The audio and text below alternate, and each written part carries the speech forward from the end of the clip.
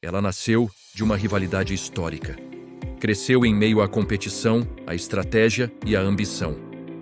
E, em poucas décadas, se tornou parte do maior império de bebidas do planeta. Essa é a história da Ambev, a empresa brasileira que começou vendendo cerveja nas esquinas e hoje domina bares e geladeiras do mundo inteiro.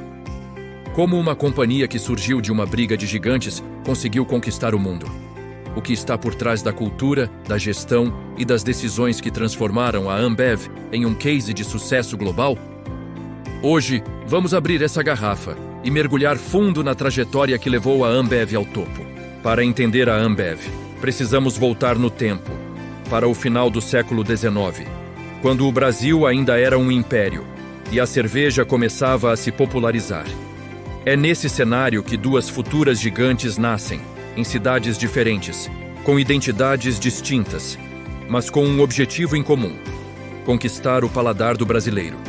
A história da Ambev começa, na verdade, com a história de suas maiores rivais, Brahma e Antártica. Vamos primeiro para São Paulo, em 1885. A cidade estava em plena expansão, impulsionada pelo café.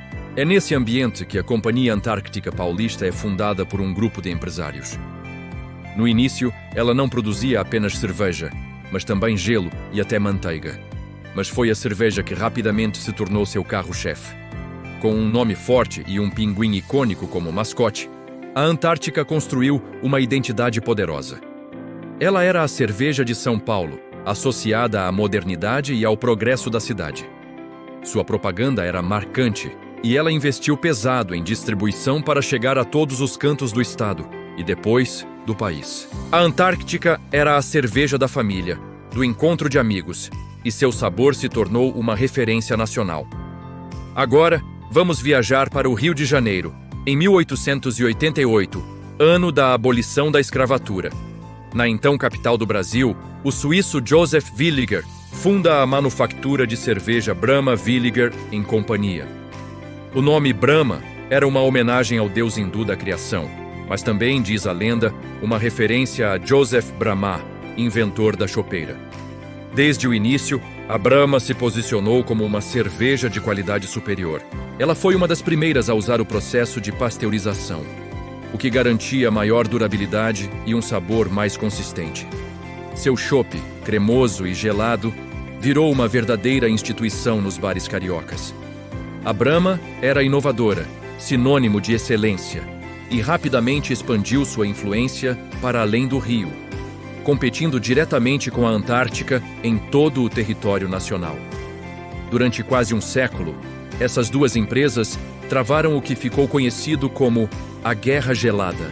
Era uma batalha travada em todos os frontes, nas propagandas, nos pontos de venda, na inovação de produtos e, claro, no coração e no copo do consumidor. Quem não se lembra das campanhas icônicas?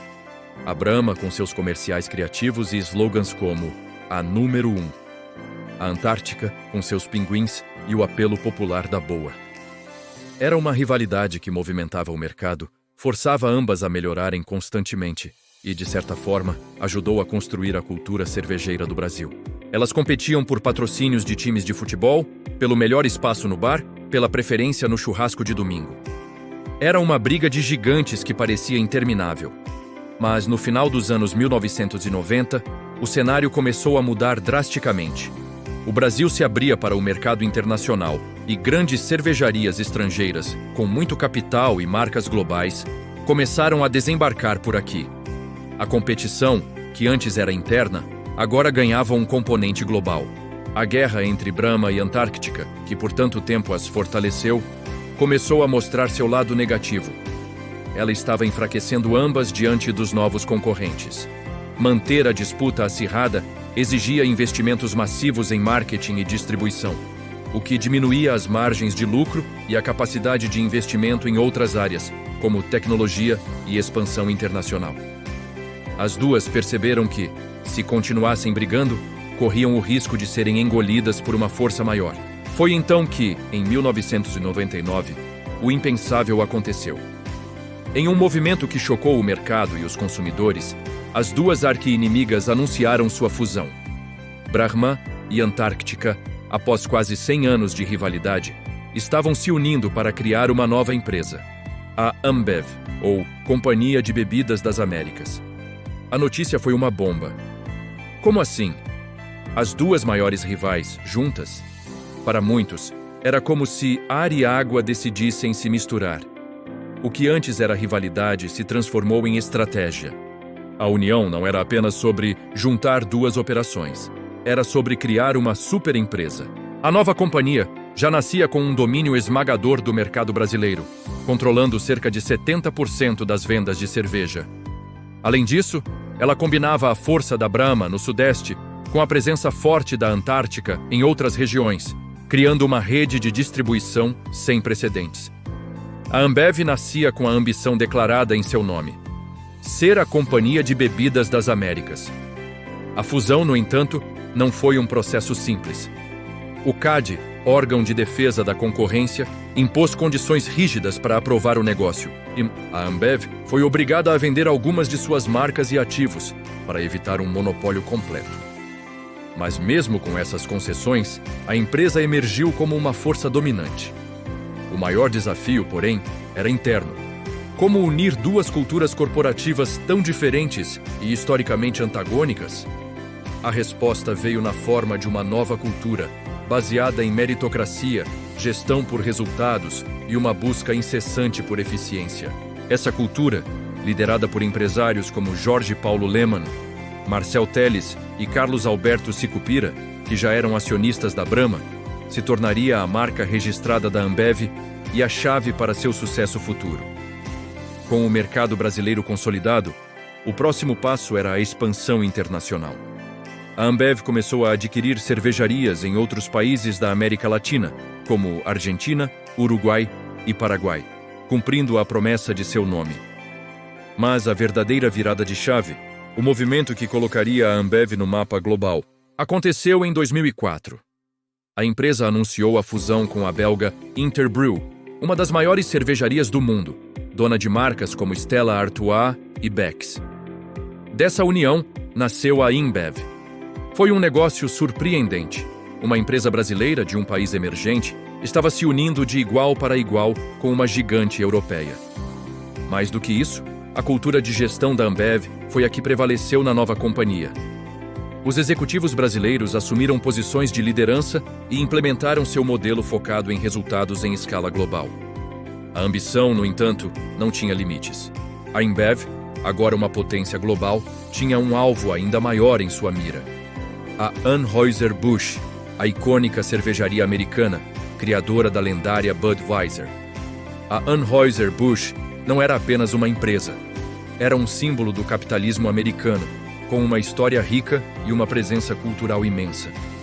A ideia de que ela poderia ser comprada por uma empresa com raízes brasileiras e belgas parecia audaciosa, quase impossível. Em 2008, em meio a uma crise financeira global, a InBev fez sua jogada. Foi uma oferta hostil que encontrou resistência inicial, mas que acabou sendo bem-sucedida. A compra da Anheuser-Busch por mais de 50 bilhões de dólares foi uma das maiores aquisições da história corporativa. E assim nasceu a AB InBev, o maior império de bebidas do planeta. Uma empresa que reunia a tradição belga da Interbrew, o poder de mercado americano da Anheuser-Busch e, crucialmente, a cultura de gestão e a ambição da brasileira Ambev. A partir daquele momento, a pequena cervejaria que começou no Rio de Janeiro e sua rival de São Paulo estavam no centro do maior grupo cervejeiro do mundo, com um portfólio de centenas de marcas vendidas em mais de 150 países. Mas qual é, afinal, o segredo da Ambev? Como ela conseguiu essa ascensão meteórica? A resposta está em alguns pilares fundamentais. O primeiro é a cultura de alta performance. Na Ambev, tudo é medido, tudo tem meta.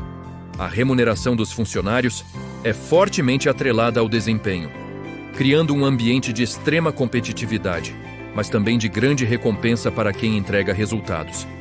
É uma cultura de dono, onde cada funcionário é incentivado a pensar e agir como se a empresa fosse sua. O segundo pilar é a eficiência operacional. A Ambev é obcecada por cortar custos e otimizar processos. Desde a compra de matéria-prima até a logística de entrega no bar da esquina, cada centavo é contado. Esse modelo, conhecido como orçamento base zero, onde cada despesa precisa ser justificada a cada novo ciclo, foi exportado para a InBev e depois para a AB InBev, gerando bilhões em economias e se tornando um case de estudo em escolas de negócio do mundo todo. O terceiro pilar é a inovação. Embora seja conhecida pela eficiência, a Ambev também investe pesado em tecnologia e novos produtos. Ela foi pioneira em latas de alumínio, long necks e embalagens inovadoras. Hoje, investe em soluções de dados para entender melhor o consumidor, em tecnologia para tornar suas fábricas mais sustentáveis e em novas categorias de bebidas, indo além da cerveja, com refrigerantes, sucos, chás e energéticos. A empresa entende que, para se manter no topo, não basta ser eficiente. É preciso estar sempre um passo à frente. Finalmente, a sustentabilidade se tornou um pilar central. A Ambev sabe que seu negócio depende de recursos naturais, como a água. Por isso, tem metas ambiciosas para reduzir o consumo de água em suas fábricas, investir em energia renovável e promover a reciclagem de suas embalagens. Essa agenda não é apenas uma questão de imagem, mas uma estratégia de negócio para garantir a perenidade da empresa no longo prazo. Hoje, a AB InBev, da qual a Ambev é uma parte fundamental, controla marcas que estão presentes no dia a dia de bilhões de pessoas: Budweiser, Corona, Stella Artois, Beck's, Brahma, Antártica, Skol e muitas outras. De uma disputa acirrada entre duas cervejarias brasileiras, nasceu uma força que redefiniu o mercado global de bebidas. A história da Ambev é mais do que uma história sobre cerveja. É uma prova de que visão estratégica, disciplina de execução e uma cultura forte podem transformar rivais em um império. É a história de como a ambição e a capacidade de gestão brasileiras foram capazes de competir e vencer em nível global. E essa é a história de como a Ambev se tornou parte do maior império de bebidas do planeta. Obrigado por assistir. Se você gostou de conhecer essa história incrível, não se esqueça de deixar o seu like, se inscrever no canal e ativar o sininho para não perder os próximos vídeos. Até a próxima!